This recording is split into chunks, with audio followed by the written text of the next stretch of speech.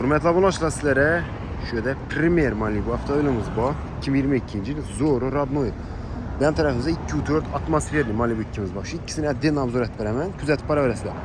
Premier 2022 69 milyon Kreske Radnoy benzinde 250 milyon son. Mers boğan Hadaoy Şumke Tanrıfke yumuşak balon Kreske Radnoy dınık. Taptaz hafta oyunumuz kuzulunda kırçık çizik yok.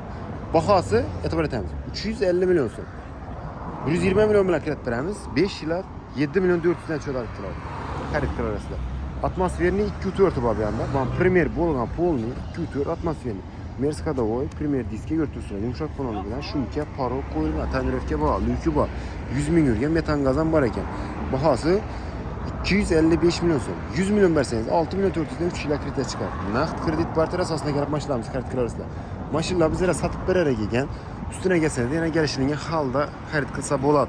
Sizlerden şimdi satılan maçlar olsa bir malak kilo arasında gelişsek naqtalamız. Olmasa satıp veriş varan tarkası bakalım. Kütemiz, tepsi etemiz. Gelevraslar rahmet.